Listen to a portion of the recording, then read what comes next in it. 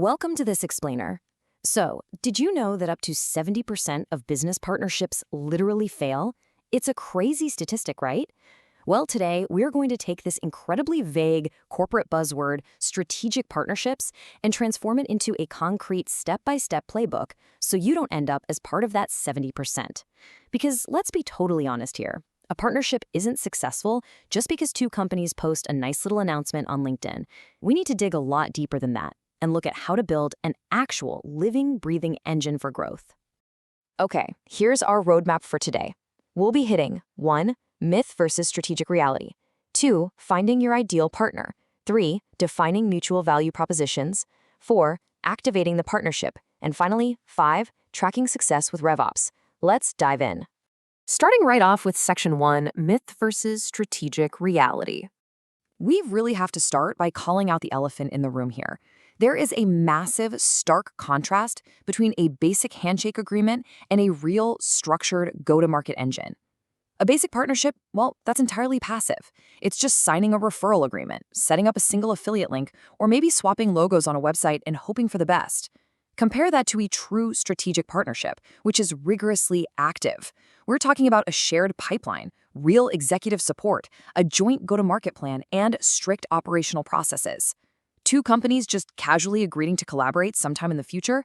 That isn't a strategy, it's just a friendly conversation.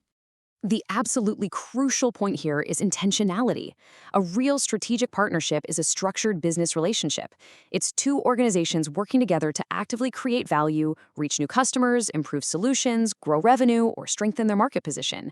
It is fundamentally designed to achieve something meaningful for everyone involved. And you know what? That requires actual dedicated structure. Moving right along to Section 2, finding your ideal partner. Now that we know what a real partnership is, let's talk about prep work. You absolutely cannot find a great partner if you don't understand your own foundation first. Way too many companies jump the gun and immediately start asking, who can we partner with? But hold on a second. Before you ask who, you have to ask this one fundamental question. What business problem are we actually trying to solve through partnerships? Are you trying to enter a new geographic market? Do you need to improve your implementation capabilities? Or maybe you just want to reduce customer acquisition costs? If you don't define that core business goal first, your partnership activity is going to become completely random and, frankly, ineffective. So once you have your goal locked in, it's time to map out your ecosystem. Just like your sales team defines an ideal customer profile, you need an ideal partner profile, or an IPP. You're systematically looking at the market to find organizations that have industry and customer base alignment, complementary products, strong sales and technical capability, access to decision makers, and, crucially, this is the big one, establish trust with your target customers. Remember, the best partner isn't necessarily the biggest or most famous company. It's the organization that actually influences your target buyers. All right, Section 3, defining mutual value propositions. With that ideal partner in mind, it's time to build an offer they literally can't refuse. You can't just sit around thinking about what your company wants out of this. You have to ask yourself, why on earth should the partner care? You must clearly articulate the specific commercial or strategic benefit for them. Are you bringing them a brand new revenue stream? Are you promising higher customer retention? Maybe you offer a way to solve their complex client problems so they don't have to build a new product from scratch. Vague promises of synergy just won't cut it anymore. You need a specific, undeniable answer to this question. Ultimately, it all comes down to the math of a strong partnership, what we call the three-sided value equation. It's your company plus the partner plus the customer. Think about it. If your company benefits and the partner benefits, but the end customer doesn't walk away with a better, simpler, or less risky solution from this combined offer, well, your partnership is going to be incredibly difficult to sell. All three sides must win. That's the only way this becomes sustainable. Which brings us to Section 4, activating the partnership. Okay, so once you've established that mutual value and everyone signed the agreement, we reach the single most critical failure point in the entire lifecycle: activation. After the ink dries on that contract, things can get really messy really fast. To avoid that, you have to clearly define who does what across different partnership models. For example, if it's a referral model, the partner introduces the lead, sure, but your team qualifies it, closes it, and owns the customer relationship. But if it's a reseller model, the partner might qualify, close, and own that relationship entirely. Defining these tasks line by line up front, that absolutely prevents customer confusion and frustration down the road. Getting the signature is just the starting line. You need momentum. And a 90-day partner activation plan transforms all that abstract excitement into a tangible roadmap. It looks like this. Week 1 is the kickoff meeting. Boom.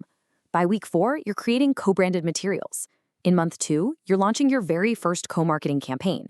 And by month 3, you're sitting down to review the pipeline and gather feedback. This proves to everyone that a partnership is an active, ongoing effort, not just some dusty PDF you sign and forget in a shared corporate drive. And to keep those partners activated, you need crystal clear commercial terms. You literally have to decide exactly how the money works. Does a 10% referral fee align best with your joint revenue goals? Or, I don't know, maybe a 25% reseller margin makes more sense for the effort they're putting in. You must define when the commission is earned, how long it applies, and what happens when it's time for renewals. Clear, undeniable financial incentives are what actually keep that activation plan moving forward. Finally, Section 5. Tracking success with RevOps. We need an operational engine to keep this entire thing alive and actually justify its existence to your leadership team. Revenue operations, RevOps, is the missing link here. It makes partnerships measurable and scalable. Your checklist needs to include things like creating partner source fields in your CRM, tracking deal registration, automating notifications, measuring those conversion rates, and analyzing overall partner ROI. By connecting collaborative campaigns directly to your bottom line, RevOps gives your partnerships absolute, bulletproof credibility with the executive team. Now, even with all of this amazing preparation, deals still fall apart sometimes. The usual culprits? No clear goal, a total lack of mutual value, channel conflict, poor communication, failure to activate, and a severe lack of executive alignment. Companies get so hyper-focused on just getting a signature that they completely neglect partner enablement and making sure the executives on both sides actually support the long-term vision. It's a classic trap. But hey, before you abandon a failing deal, you can use these exact steps to potentially revive that shared revenue stream. Step 1, diagnose the blockers and double-check your ideal customer profile alignment. Step 2, review the enablement and commercial incentives. Maybe the commission just isn't attractive enough for them to care. Step 3, run a small pilot campaign just to test the waters again. And step 4, create a strict 30-day action plan with clear owners. Look, not every partnership can be saved, but running through this quick diagnostic could save your team thousands of dollars in lost pipeline. And that brings us to the end of our roadmap. I really want to leave you with this final thought to evaluate your current ecosystem. Is your latest partnership actually generating measurable value? Or did it literally just buy you a few likes on a LinkedIn announcement? Challenge yourself to use this structured framework to demand more from your partnerships. Thank you so much for joining me on this explainer, and get out there and keep building those engines.